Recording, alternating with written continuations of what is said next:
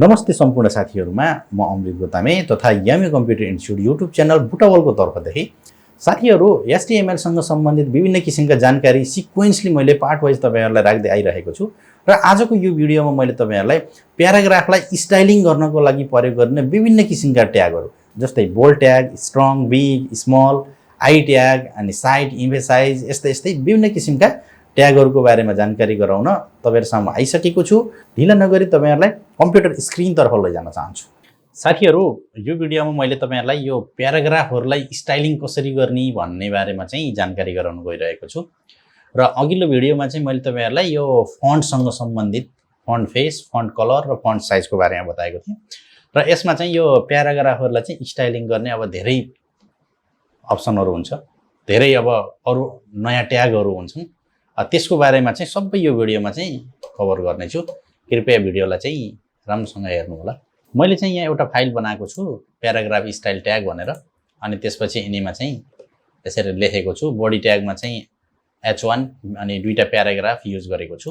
अब यिनीहरुलाई स्टाइलिङ गर्नका लागि अरु थुप्रै ट्यागहरु हुन्छन्। तिनी के छन् भनेर म कर्मशीसँग तपाईहरुलाई देखाउँदै जान्छु। ल, यसै मध्येको अब हाम्रो पहिलो ट्याग छ, हेर्नुस्, बी ट्याग, जसलाई हामी बोल्ड पनि भनेर भन्ने गर्छौं। अब हामीले कुनै पनि अब प्याराग्राफहरु लेख्छौं अथवा टेक्स्टहरु लेख्छौं वेब पेजमा र त्यसलाई चाहिँ अलिकति बोल्ड बनाउन पर्यो भने त्यतिबेला यसको प्रयोग हुन्छ। जस्तो कि मानौ मैले यहाँ what is web design develop भनेर लेखेको छु। यहाँ मैले बी ट्याग प्रयोग गरे र अब यसलाई चाहिँ मैले यहाँ लगेर बी ट्याग क्लोज गरे। अथवा जहाँ क्लोज गर्छु त्यति भित्रको मात्र देखिने हो भने अब हेर्नुस् त, गएर यसलाई ब्राउजरमा गरौँ त। यो अलि बोल्ड देखियो, अलि डार्क कालो देखियो कि नर्मल भन्दा। त्यस्तो बनाउन पर्यो भने हामी यो बोल्ड ट्यागको प्रयोग गर्छौं। अनि त्यसपछि अर्को छ स्ट्रङ ट्याग। यसले पनि अब सेम एज बोल्ड, बोल्ड जस्तै गराउने हो यसले पनि। अब हामीले यो बोल्डको ठाउँमा यो स्ट्रङ युज गर्दा पनि हुन्छ। हेर्नुस् त, स्ट्रङ अनि यहाँ गएर स्ट्रङ। ल, अब हेर्नुस् त, उता गएर ल कुनै चेन्जेस आयो त? आएन। बोल्डको ठाउँमा हामी स्ट्रङ पनि युज गर्न सक्छौं। र त्यस्तै अर्को हामीले बिग भन्ने ट्याग छ, त्यो पनि हामी युज गर्न सक्छौं।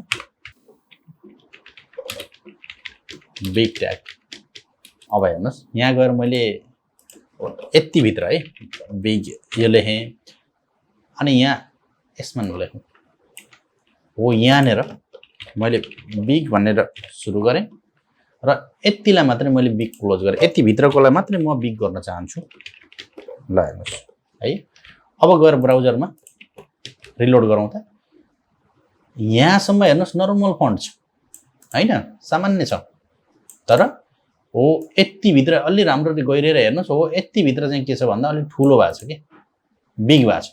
नर्मल फन्ट भन्दा अलि ठुलो बनाउनु पर्यो भने त्यतिबेला हामी यो बिगको प्रयोग गर्छौं भनेर बुझ्न सकिन्छ। त्यस्तै बिगको अब अपोजिट हाम्रो स्मल हुन्छ हैन। बिगको अपोजिट त स्मल हुन्छ। स्मल पनि हामी युज गर्न सक्छौं। यसले चाहिँ स्मल साइज, साइजलाई चाहिँ के गर्छ, अलि सानो बनाउँछ। यसलाई चाहिँ बिग साइज हैन।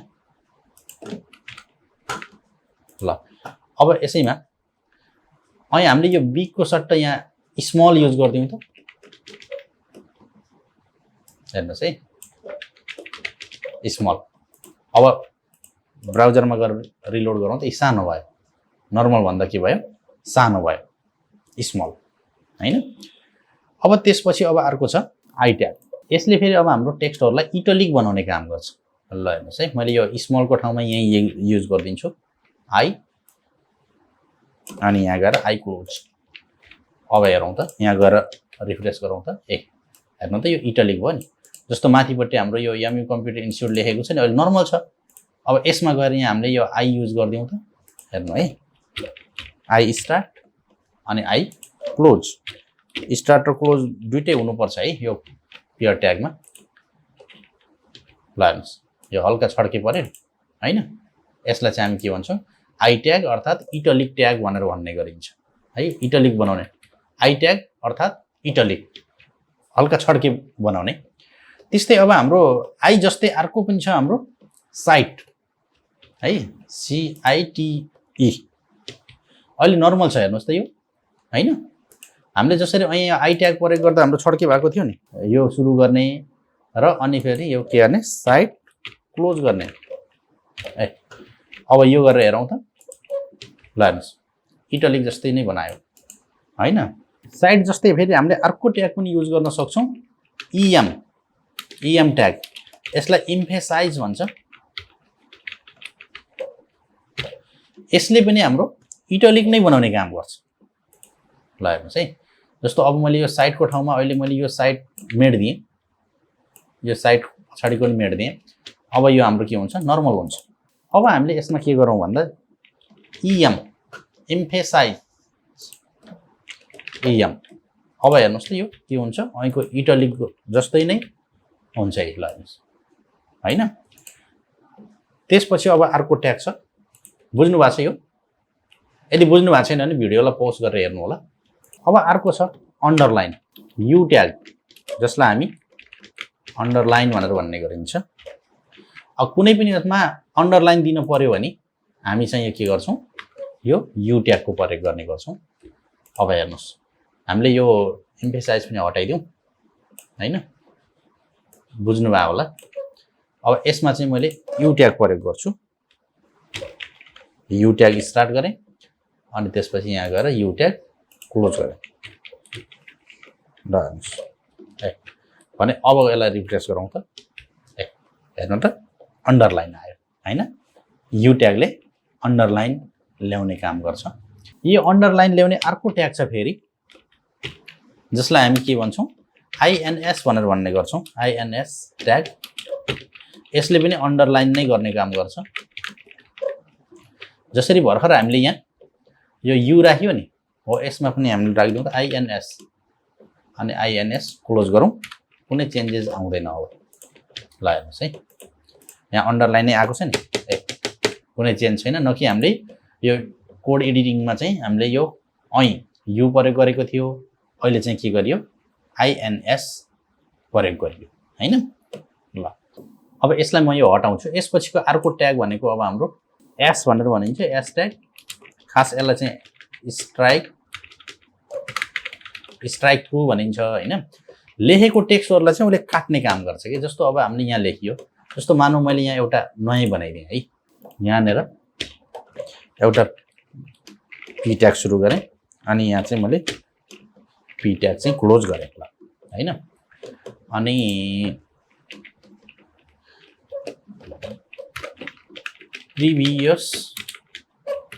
previous price is RS 5000 हैन। now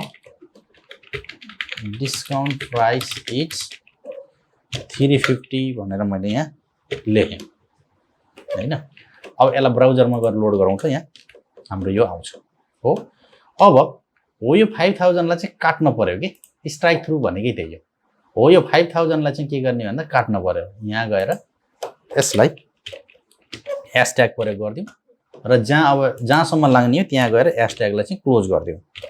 ल हेर्नुहोस् अब हामीले यहाँ गएर ल रिफ्रेस गरौँ त, हेर्नु त यहाँ काट्यो नि, बुझ्नुभयो?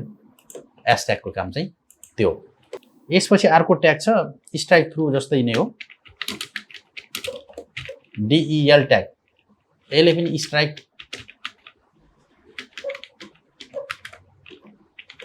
स्ट्राइक थ्रुकै काम गर्छ यसले पनि। ल हेर्नुहोस् है, जसरी અહીં हामीले भर्खर यहाँ यामी कम्प्युटर इन्स्टिट्युटमा काटेको थियो, अहिले नर्मल छ हैन। अब यसमा गएर फेरि यो DEL ट्याग लगाइदिउँ त, हेर्नुहोस् त डिलिट भनेर भन्ने गरिन्छ हामीले खासमा। ल यो गर्ने बित्तिकै अब रिफ्रेस गरौँ, फेरि काट्यो हैन। भनेपछि स्ट्राइक थ्रु र DEL डिलिट ट्याग कुरा एउटै हो, जताबाट गरे पनि हुन्छ, जुन गरे पनि हुन्छ भन्ने कुरा हो। कुनै एउटा युज गर्नु होला त, बुझ्नलाई चाहिँ अब सबै बुझ्नै पर्यो हैन। ल यो भयो स्ट्राइक थ्रु र डिलिटको। साथीहरु यो सब ट्याग र सुपर ट्याग, सब भनेको सब स्क्रिप्ट र SUP भनेको सुपर स्क्रिप्ट। यो सब स्क्रिप्टले के गर्छ भने हामीले जस्तो कि अब कुनै यो साइन्सहरुको र म्याथहरुको फर्मुलाहरु लेख्दाखेरि H2O लेख्दाखेरि हामीले के गर्छौं 2 लाई तल लैजान्छौं नि हो यो तल लैजाने काम केले गर्छ भने यो SUB ले गर्छ जसलाई हामीले सबस्क्रिप्ट भन्छौं अनि जस्तो कि a² - b² लेख्दाखेरि 2 चाहिँ माथि गएको हुन्छ नि हो त्यो माथि लैजाने काम फेरि केले गर्छ भन्दा यो सुपरस्क्रिप्टले गर्छ पहिला म सबस्क्रिप्टको देखाउँछु त्यसपछि तपाईहरुलाई सुपरस्क्रिप्टको देखाउँछु है त मैले के यहाँ के लेखे हेर्नु त the molecular formula of water is H2O भनेर लेखे यहाँ हैन अब यसलाई ब्राउजरमा लोड गरौँ त हेर्नु के देखाउँछ H2O नै देखाउँछ 2 तल गएको छ त छैन भनी अब हामीले यो 2 लाई तल लैजानको लागि यहाँ चाहिँ SUB सबस्क्रिप्ट अनि त्यसपछि 2 पछाडी फेरि सबस्क्रिप्ट क्लोज यो गर्ने बित्तिकै अब हाम्रो के हुन्छ भन्दा यो 2 चाहिँ तल जान्छ यो देख्नु भयो हेर्नु त ए हो यो 2 देख्नु भएको छ यो तल गयो नि त हैन यसको ठीक अपोजिट यो 2 लाई तल नलएर माथि लैजाने जस्तो कि अब a² - b² गराउनु पर्यो अनि त्यसपछि आएर 1 लेखेर ST गराइन्छ 2 लेखेर ND गराइन्छ नि हो त्यो गराउनु पर्यो भने फेरि त्यसलाई हामी के भन्छौं त भन्दा सुपरस्क्रिप्ट भनेर भन्ने गर्छौं अब त्यसको पनि प्र्याक्टिकल हेरौं ल हेर्नुस् मैले यहाँ के लेखे the formula of a2 - b2 is ... भनेर लेखे हैन अब यसलाई म ब्राउजरमा लोड गरेर हेर्छु हेर्नु त अब यसलाई a² - b² बनाउनको लागि हामीले सुपरस्क्रिप्टको प्रयोग गर्ने गर्छौं ल हेर्नुस् है अब हो यहाँ नेर SUP अनि त्यसपछि यहाँ SUP क्लोज अब यसैलाई मैले यहाँ कपी गर्दिए पछाडी लाए अब यसलाई हामीले ब्राउजरमा लोड गरेर हेरौं त हेर्नु त a2 - b2 देखियो यो a² - b² देखियो देख्नु भयो हो यो 2 माथि गयो अब तपाईले यसमा बुझ्नुपर्ने कुरा के हो भने सबस्क्रिप्ट गर्दाखेरि तलपट्टि झुन्डे जस्तो हुन्छ अनि सुपरस्क्रिप्ट गर्दाखेरि माथि जान्छ जुन हामीले यहाँ देखिरहेको छ यसैलाई नै हामी के भन्छौं भन्दा सुपरस्क्रिप्ट र सबस्क्रिप्ट भन्छौं यसपछि अब अर्को ट्याग छ हाम्रो मार्क ट्याग यसलाई चाहिँ हामीले सजिलो भाषामा हाइलाइटर भनेर बुझ्दा पनि हुन्छ हाइलाइटर हैन अब हेर्नुस् है यहाँ हामीले यिनी लेखेका छौं रिफ्रेश गर्दाखेरि नर्मल छ हो यहाँ नेर जुन यो वेब डिजाइन डेभलपमेन्ट भन्ने यो लेखेको छ नि यसलाई चाहिँ हामीले के गर्न पर्यो भन्दा यसको पछाडीपट्टि ब्याकग्राउन्डमा कलर दिन पर्यो हैन त्यसको लागि चाहिँ हामीले खासमा यो मार्क भन्ने ट्यागको प्रयोग गर्ने हो यहाँ नेरबाट मैले देखाउँछु है मार्क अब कहाँसम्म लैजाने जहाँसम्म लाने हो त्यही लएर मार्क हामीले क्लोज गरिदिनु पर्यो यहाँ नेर हामीले क्लोज गर्नु पर्यो ल हेर्नुस् त मार्क यहाँ क्लोज गरे यहाँबाट सुरु गरे अब ब्राउजरमा गरेर लोड गरेर हेरौं हेर्नु त यो पछाडीपट्टि हाम्रो के आयो येलो कलरले यसलाई हाइलाइट गर्यो हैन अब यसको पछाडीपट्टिको कलर अरु चेन्ज गर्न सकिन्छ कि सकिन्न भन्ने एउटा कुरा हुन सक्छ त्यो हामीले CSS बाट हामीले चाहे जे पनि गर्न सक्छौं तर अहिले HTML मा गर्ने चाहिँ मार्क गर्दिएपछि अटोमेटिक पछाडी येलो कलरले पछाडी हाइलाइटर लाग्छ भन्न खोजेको हैन यो भयो हाम्रो मार्कको कुरा अनि यसपछि अर्को ट्याग छ हाम्रो सेन्टर ट्याग सेन्टरले फेरि के गर्छ भन्दा यो एलाइन मिलाउनको लागि हो हैन एलाइन सेन्टर गर्ने काम गर्छ जस्तो कि अब यहाँ हेरौं है हाम्रो यो यामी कम्प्युटर इन्स्टिट्युट भन्ने के छ अहिले हाम्रो लेफ्ट एलाइन तिर छ हैन अब यसलाई हामीले ठिक्क बीचमा लानु पर्यो भनी त्यतिबेला चाहिँ हामीले के गर्छौं भन्दाखेरि यसलाई हामीले सेन्टर भन्ने ट्यागको प्रयोग गर्छौं यसलाई प्र्याक्टिकल हेरौं अब यहाँ नेर लेखेको छ यसमा चाहिँ सेन्टर अनि त्यसपछि यहाँ गएर सेन्टर क्लोज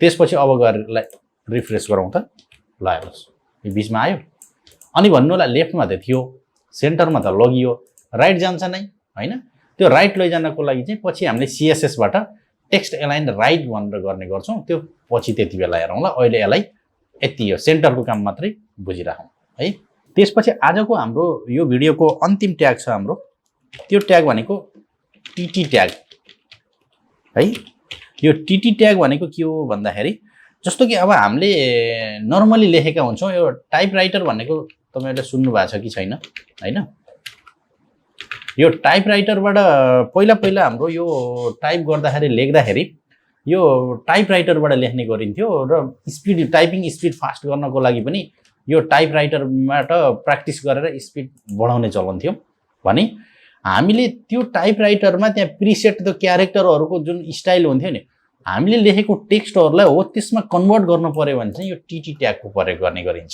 ल हेर्नुहोस् है, अब टीटी अनि यहाँ चाहिँ गएर टीटी क्लोज यो गरिदिइसकेपछि अब रिफ्रेस गरौँ त। ल हेर्नुहोस्, हेर्नु त यसको स्टाइल अलि अर्कै किसिमको भयो होइन र? जुन पहिला डिफल्टमा हाम्रो टाइम्स न्यू रोमन थियो यस्तो स्टाइलमा कन्भर्ट गर्न पर्यो भने गर्ने हो, नत्र गर्नै पर्छ भन्ने चाहिँ त्यस्तो केही पनि छैन यो टीटी भन्ने ट्यागको हैन। यो टीटी ट्यागको यसैको लागि प्रयोग गर्ने गरिन्छ र गर्नै पर्छ भन्ने त्यस्तो केही पनि जरुरी चाहिँ छैन। साथीहरु तपाईहरुलाई यो भिडियो कस्तो लाग्यो? जस्तो लाग्यो त्यस्तै प्रतिक्रिया दिनु होला। प्याराग्राफ स्टाइलिङ गर्नसँग सम्बन्धित विभिन्न किसिमका ट्यागहरु अर्थात 16 वटा ट्यागहरुको जानकारी मैले यो भिडियोमा गराएको छु। भिडियो राम्रो लाग्यो भने लाइक गरिदिनु होला, शेयर गर्नु होला। च्यानलमा पहिलो पटक आउनु भएको छ भने च्यानललाई सब्स्क्राइब क्लिक गरी बेल आइकनलाई क्लिक गरेर अल भन्ने अप्सनलाई क्लिक गर्नु होला ताकि मैले यसपछि राख्ने नयाँ भिडियोहरु अटोमेटिक तपाईहरुलाई नोटिफिकेसन आउनेछ भन्ने जानकारी सहित आजको यो भिडियोबाट म अमृत गोतामे बिदा हुन चाहन्छु। धन्यवाद, नमस्कार।